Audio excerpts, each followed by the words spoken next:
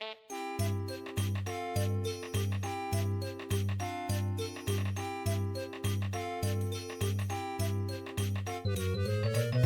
hello everyone, my name is Flair and welcome back to another Railroader video. I didn't expect myself to make another one of these, let alone another how-to video. But here we are, we're back in Railroader again. But today I would like to show you how to use a really cool mod that's come out, and probably one of the coolest ones yet to date, called the Lego Train Man's Livery and Decal mod pack. And it has been fantastic. I've had a lot of fun playing around with it and just making different liveries for some of the railroads I'm playing with my friends and other Discord servers I'm part of. But today I'd like to show you how. Now there is you can download the mod off of Nexus, and there's a how-to file that will show you how to get everything set up and what you need to do.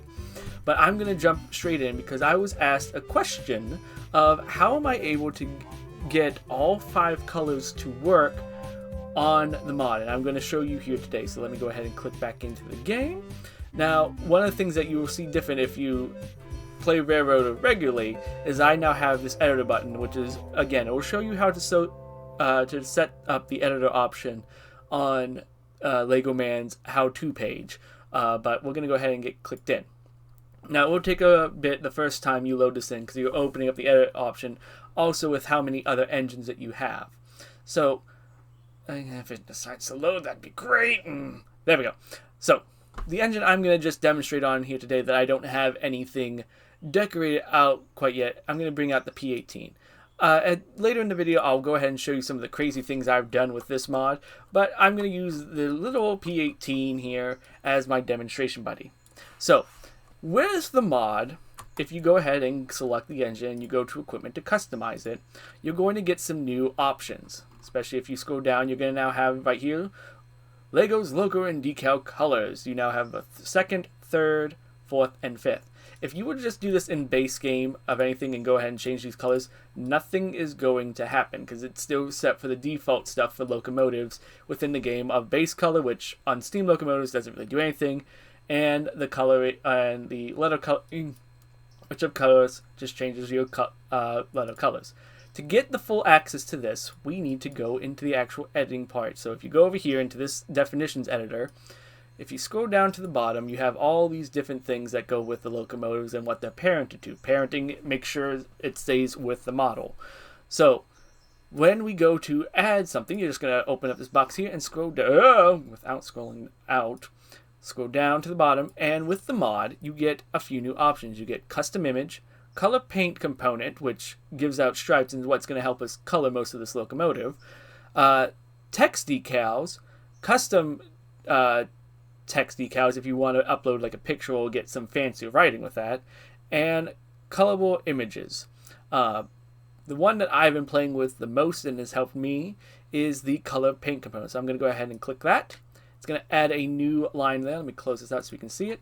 And there are the lines to move it around. Where is it? Oh, I gotta move it up just a little bit. So I move it up. There we go. We got a color on there. Excellent. So mine is red at the moment because in my last customization, my second color was the red. Now, to change the colors and get the full range of all the colors in the world that you want, you're going to be focusing on these two boxes here of priority and color level. We're going to talk about priority in a little bit.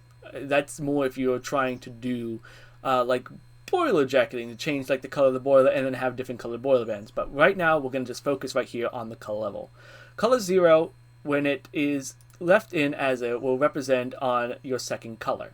If you want to change to a different color, so if I want to start using a third one, so let me bring in another stripe here. Let's bring in another color of paint. Bring this one up. Notice how when I brought this one in, it was also using the same red color. So let's put this one over here. So right now we're still at color 0, which goes with the second. If I change this to a 1, it's now changed to the third color option that I have. You could also, if you wanted to, use the secondary button here, but if for simplicity, it's probably just better that you just change the color level up. Now, it's, again, the same thing for your other colors. So if I go back to paint color option, drag this on up, scroll it on over, and I change this one now. This one was at 1, so if I change this one to a 2, it's now my 4th. And let me just duplicate, slide this on over, and I change it to a 3. This goes to my 5th option, but for some reason my 5th option is black. How about we just change that to like bright blue? Alright, so it didn't quite change on... why aren't you changing? Alright, if something like this does happen where the color doesn't change, it's this editor and the actual like live game editing that's fighting with each other. Simple fix, just deselect and then reopen the file that you just had. You still can't see it because right now, if I have to reselect the engine, because we now have engine 101 instead of 100, go to Equipment, Customize. 5th color is still set to black, but if I change it to blue, there's my blue striping. Now, to unlock the full potential and have all the wonderful colors of the rainbow, I need one more. So I'm going to go ahead and go to Component, Duplicate, and scroll over. The last option goes with the base game coloring. Now, for some reason, and I don't know why, if I were to go and just change this, I believe default, let's go ahead and set a default gun, we'll just make it a nice bright red. If I go to color level and I press 4, it goes all the way back down to whatever your second color is. If you want to access the last one, which is the base game color, what you got to do, put a negative sign, 1, enter. And of course, it's doing a thing again where I have to respawn the engine, so that way the file and the editor cannot fight with each other. Reselect, because now we have engine number 102. Go to Equipment, Customize. The default is usually always white, so if you just change this to a nice red, there you go. You now have access to all 5 ways that you can put color on your engine. So, go crazy, have fun. Now, the other thing I wanted to show you, for those who want to add like boiler jacketing and just change the color of the boiler to, I don't know, say a bluish color for Pacifics and all that other fun stuff, you might want to be adding boiler bands to it, which is just these bands right here on the boiler that go around and wrap it up. Because if you just do that, it's just going to turn it all blue and it's not going to have any fun detailing to it. Let me bring out an engine that I did that on, because the next thing I would like to talk to you and show you is using the priority tool. So let me bring out an engine that I played with the other night that I had decorated. Where is it? Did I do it? The Atlantic, yes. And I don't know why I zoomed all the way over here. Mr. Atlantic. There it is. Okay. So, the Atlantic I decked out the other night, and what a wonderful color selection that we have here. But the tool the part that I'm going to show you, if you really want to get that nice boiler band again, I gotta fix this because I do not like how the trim is breaking on there. But anywho, if you leave, let me click on right about here, boiler band number 1. So, actually no, probably not a good option. This one here. So the next part we're going to talk about is the priority. What priority does is changes the leveling in which the striping is going to show up on your locomotive. So if I were to have my colors right now, having this set at priority 1 means that this stripe here and any other stripes that are also on the same priority are going to show up on top. The higher the priority, the one that's going to show up the first. So right now, I believe the boiler jacketing is on priority 0, which it is. If I change the priority to on this boiler band to a 0, and I hit save, it's now going to clip in and out. And when you spawn the engine, it's going to be very inconsistent. To make sure that your boiler bands will always show up first on top of it and never be clipped out, go ahead and just change the priority to 1, and it'll be all set to go. Now, as I said, the higher the priority, the one that's going to show up on top. So if I go to like this boiler jacketing and change its priority to a 2, anything that was at a lower priority in it would then become clipped out, or when you spawn the engine, they're not going to spawn and show the colorings that you want. So I'm going to go ahead and put this back to 0, and there we go. The striping is now back on top of it. So with all these wonderful tools that you have in your arsenal, you can now make pretty interesting and fun designs. So if I bring out, where's the locomotive I was just working with a little bit ago. Where did I put, which one was it? Was it, yes, it was the, C, where is it? No, not, oh, wait, I gotta get closest to her. That's why. C46. I was playing with the C46 earlier, and I got something a little like this.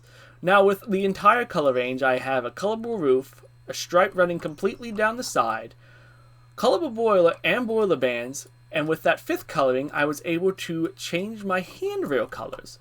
Because sometimes with, as you can see if I zoom in a little bit, putting the boiler bands on with priority, they would cover up or go on to the handrails here. So I had to take a stripe and run it down and use one of the colors to change my handrails, so that way I can have either all black, gold, whatever color I want to show up over top of the boiler bands and on top of the boiler jacketing.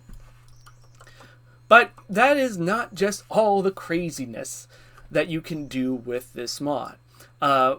One of my good and greatest friends, Tank Hunter 48, I'll give him a happy shout out. He's going to go in the comments and say, yay, at some point, or he's just going to say, why did you mention me here? I gave him an idea, and the man decided to take it to the max.